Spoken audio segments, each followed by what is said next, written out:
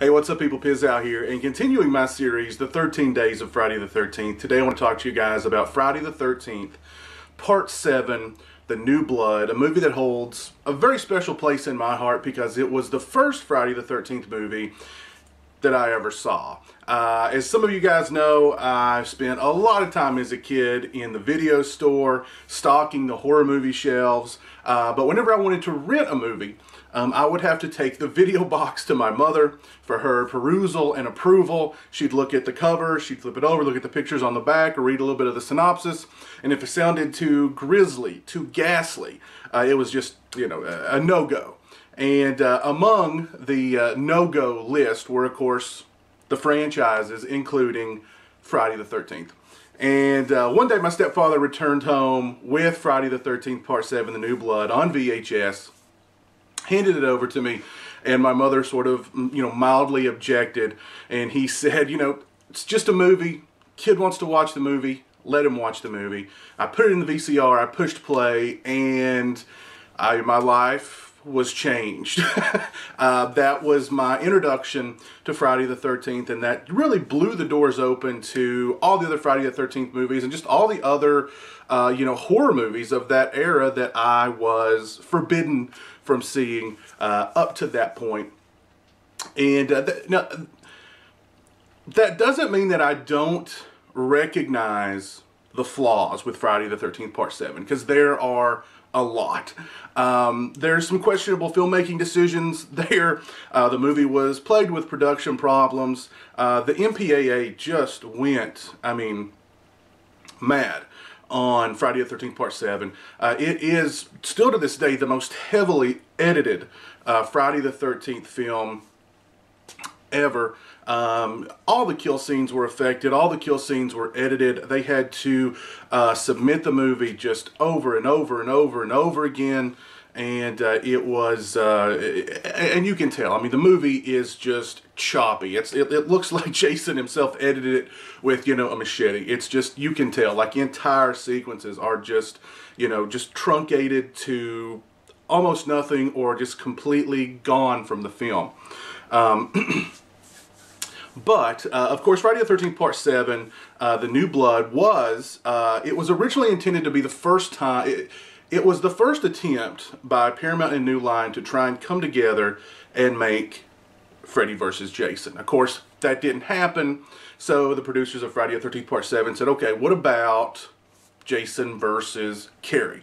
Let's give him a foe like none other that he's encountered up to this point. And so we're introduced to Tina as a young girl, and she has some telekinetic powers. She ends up killing her father accidentally, sending him to the bottom of Camp Crystal Lake where Jason is. The events of Friday the 13th Part 7, at least the beginning of Friday the 13th Part 7, is supposed to take place, many, many years after the events of Part 6, and then we fast forward even more years to Tina as a late teens, ostensibly early 20s young woman. She's going back to the house on Crystal Lake with her mother as some sort of therapy with her doctor, Dr. Cruz, Bad News Cruz, played by Terry Kaiser, Bernie from the Weekend at Bernie's films. There's a group of people over at the neighboring house celebrating a birthday party for one of the people's brothers who mysteriously never arrives. One night in a fit of anxiety, Tina runs down to the lake and she tries to resurrect her father from his watery grave, but instead she resurrects Jason, and Jason goes on his trademark killing spree, and meets an adversary like none he'd ever met before, and we get some pretty interesting moments there. The film is notable for a number of reasons. First off, it was directed by John Carl Buechler, who up to this point was more known for his special effects work than being a film director.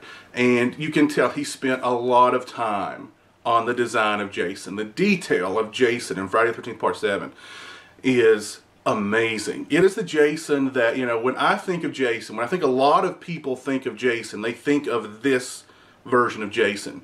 That sort of rotting zombie Jason, where you can see his rib cage, you can see his spine, you can see his kneecaps, you can see the bones in his fingers. When the mask is off and you see his face, and it's just an absolute beautiful, grisly mess.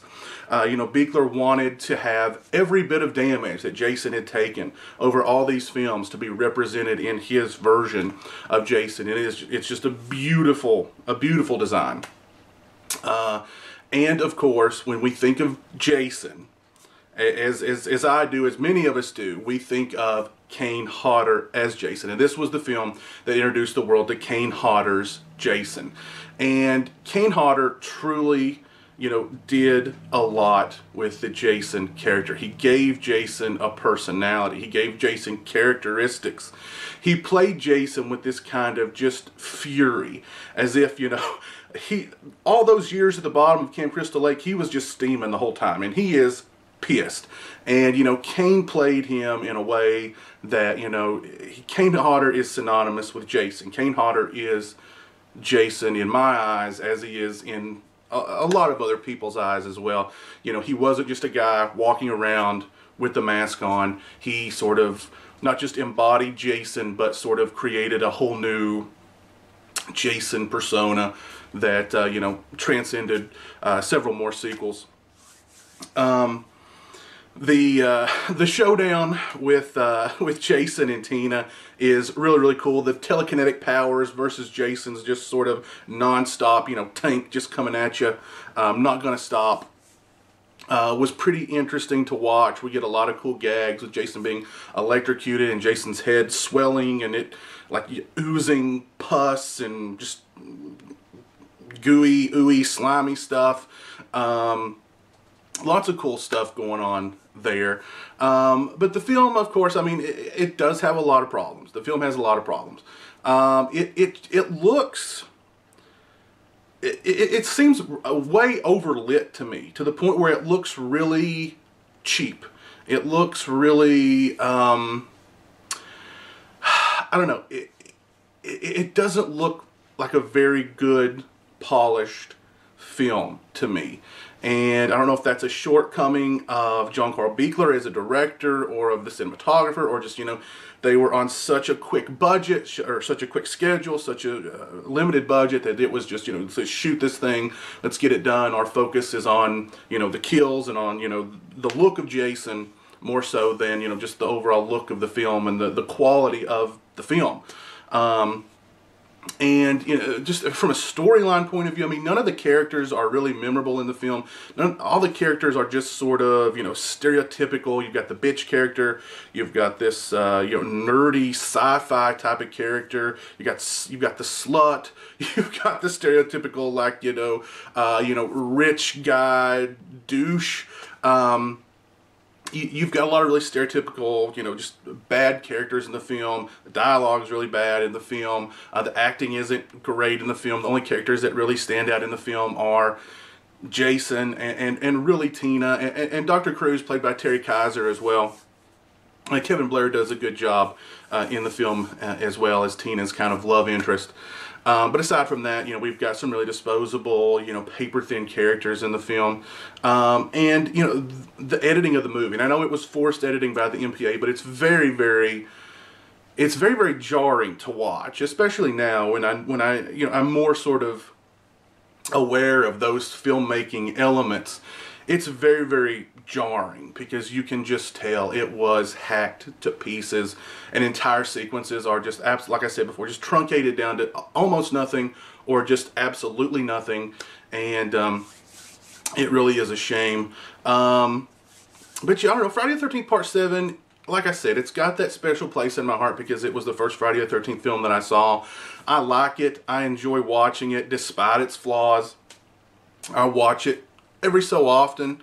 But I like it overall, and I can put a lot of its flaws behind me and just sort of, it brings back those memories of growing up as a horror movie fan and you know, it being my introduction to the Friday the 13th series. That awesome opening montage sequence of all the other Friday the 13th films, with the exception of Part 5, narrated by the actor who played Crazy Ralph in the first two Friday the 13th movies. Just an awesome opening. I mean, watching that as a kid, I remember just, oh my God. And then, you know, we go into the film, and I was just on cloud nine.